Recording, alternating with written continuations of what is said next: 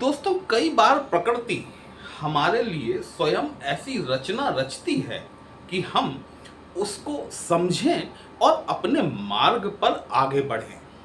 क्योंकि आ, और इस भाषा को जो है ना, यदि हम समझना सीख गए तो कहीं ना कहीं हम अपने जीवन को सरल और सुखद बना पाते हैं। बहुत महत्वपूर्ण परिवर्तन हुए हैं और महत्वपूर्ण परिवर्तन होने जा रहे हैं।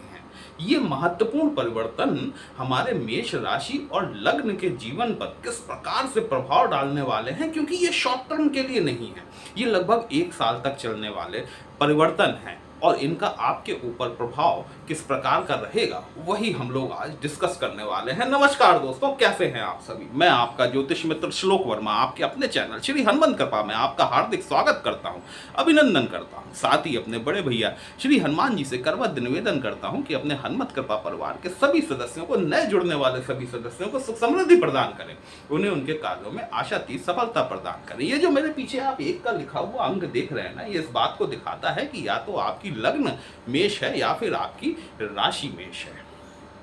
शनि आपके वक्री चल रहे हैं, जो 7.5 आपकी तरफ तेजी से चली आ रही थी, वो कुछ समय के लिए वापस लौट गई है। ये आपके लिए ब्रह्मांड ने पहली मेहरबानी की।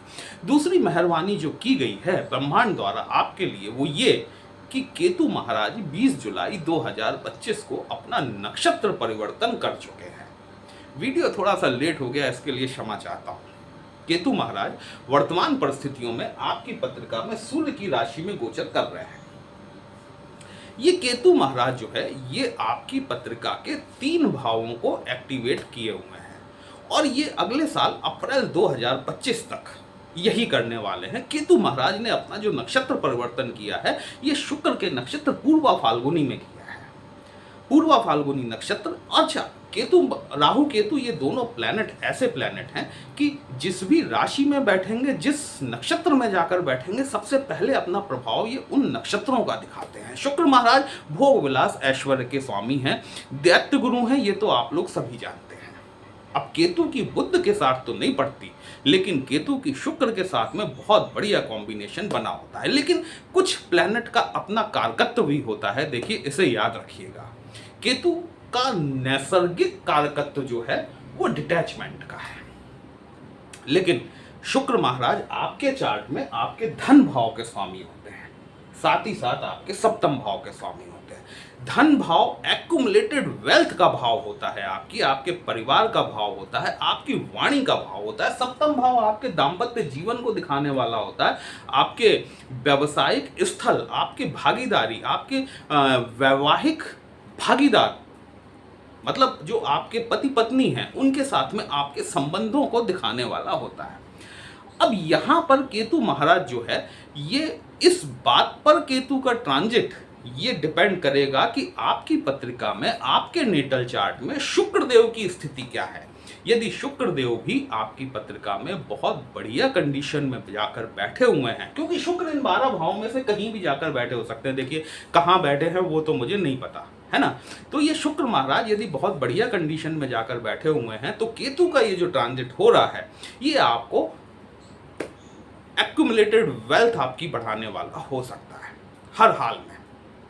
अच्छा, और यदि शुक्र की कंडीशन आपकी पत्रिका में अच्छी नहीं हुई, तो वहां पर क्या हो सकता है, मैं आपको दोनों ही चीजें बता के चल रहा हूं कि अच्छा हुआ तो क्या होगा और बुरा हुआ तो क्या होगा।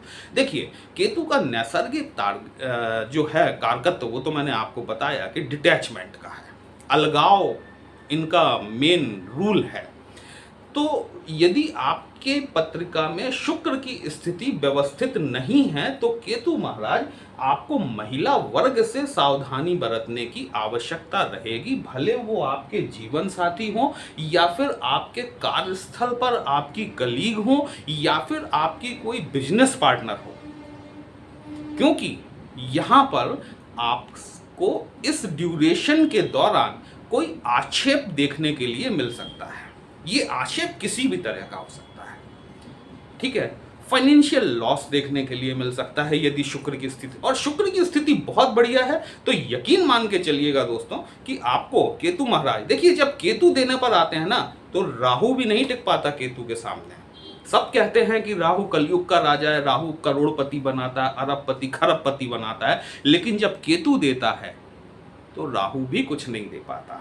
इस बात को हमेशा याद रखिएगा। यदि केतु आपकी पत्रिका में बढ़िया है, यदि शुक्र आपकी पत्रिका में बढ़िया है, तो ये जो जुलाई से लेके अप्रैल तक का पीरियड है ना, ये आपके लिए गोल्डन पीरियड साबित हो सकता है। दूसरा परिवर्तन जो होने जा रहा है 13 अगस्त 2025 के दिन, गुरुदेव बृहस्पति डिवाइन नॉलेज, अनुभव, ज्ञान अपने स्वयं के नक्षत्र पुनर्वसु में गोचर करने जा रहे हैं।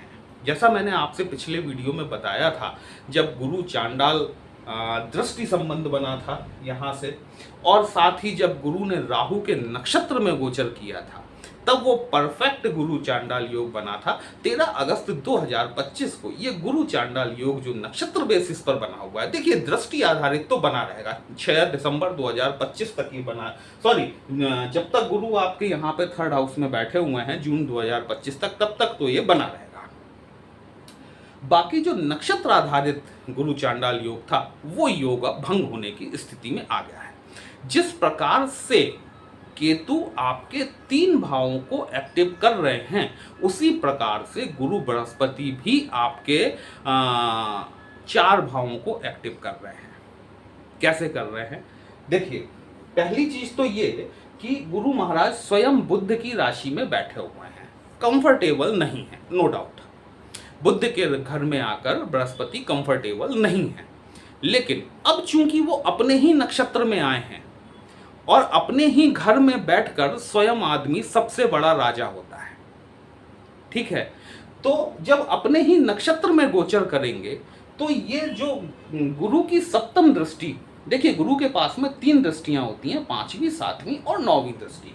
जब भी कोई प्लेनेट आपके 3rd हाउस में बैठता है, तो वो अपनी संपूर्ण दृष्टि से, जो कि 7वीं दृष्टि होती है, आपके भाग्य भाव को देखता है, जहां पर कि गुरु की अपनी ही राशि धनु राशि फॉल करती है। इससे उत्तम संयोग आपको फिर नहीं मिलेगा, क्योंकि गुरु महाराज अपने ही घर में बैठेंगे, अपने ही घर को देखेंगे, जो कि आपका भाग्य भाव है। यदि किन्हीं कारणों के चलते हुए आपको आपके भाग्य का सपोर्ट नहीं मिल पा रहा था, 13 अगस्त 2025 के बाद से मेष राशि और लग्न के जातकों आपको गुरु का बहुत बढ़िया भाग्य में सपोर्ट मिलने वाला है।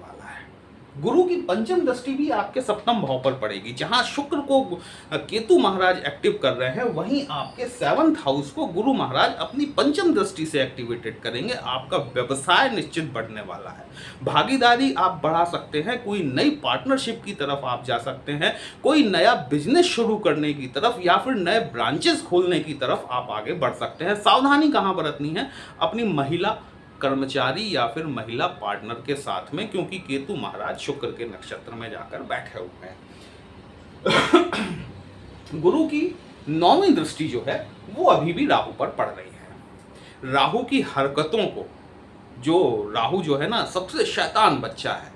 एक क्लास में मौजूद जो बच्चे होते हैं, उसमें सबसे ज्यादा शैतान बच्चा जो अगर माना जाए तो वो राहु देव है। जब तक गुरु महाराज की दृष्टि यहाँ पर बढ़ रही है, ये आपके लाभ भाव में राहु देव बैठे हुए हैं। शनि की राशि कुंभ राशि आती है, शनि महाराज आपके वक्री हैं, मतलब गुरु की दृष्टि, राहु एक्सपेंशन के कारक हैं, गुरु की दृष्टियों में भी विस्तार होता है।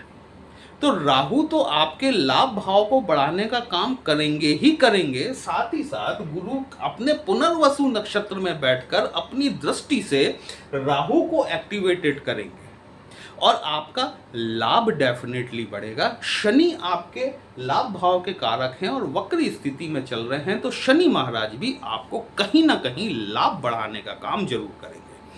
ये जो आपका पीरियड है, जो अब 20 जुलाई से जो शुरू हुआ है, दूसरा चेंज आपको 13 अगस्त को देखने को मिलेगा। ये जो पीरियड है, जब तक कि सैटर्न आपका रेट्रोगेटेड है, इस पीरियड का आपको जी जान से अपने कर्म में भिड़ जाना चाहिए। देखिए, भाग्य भरोसे कुछ नहीं मिलता।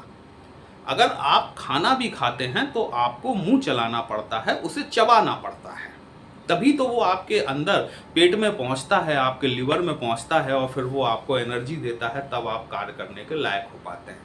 तो मेहनत तो आपको करनी पड़ेगी, कदम तो आपको उठाना पड़ेगा। आप ये सोचें कि आसमान फटेगा और वहाँ से बोरों नोटों से भरा हुआ एक बोरा टपकेगा नहीं टपकेगा। मेहनत आपको करनी पड़ेगी। जितनी मेहनत आप इस दौरान कर ले जाएंगे, आप यकीन मानिए ये पीरियड आपके लिए एक सुनहरा मौका तैयार किया गया है उस ब्रह्मांड के द्वारा, जो कि आप अपनी 7.5 से पहले की जो चीजें आपने अभी तक हो सकता है किसी अनजाने वश आप नहीं कर पाए हों, एक मौका प्रकृति आपको ऐसा दे रही है जिसे कि आप सुधार लें, ताकि कम से कम जो आने वाला पीरियड है वो आप आसानी के साथ निकाल ले जा सकें। वीडियो कहीं भी अच्छा लगा हो, अपने इस चैनल को लाइक, शेयर और सब्सक्राइब जरूर कर लीजिएगा। हमसे यदि पत्रिका का विश्लेषण कराना चाहते हैं दोस्तों, व्हाट्सएप नंबर थंबनेल में दिया गया है। पर्सनल कंसल्टेशन पेड होता है, एक छोटी सी फीस आपको पे करनी होती है। आपकी समस्या का उचित समाधान हमारे द्वारा करने का प्रयास जरूर किया जाता है। चलिए फिर मिलते हैं, तब तक के लिए जय श्री राम।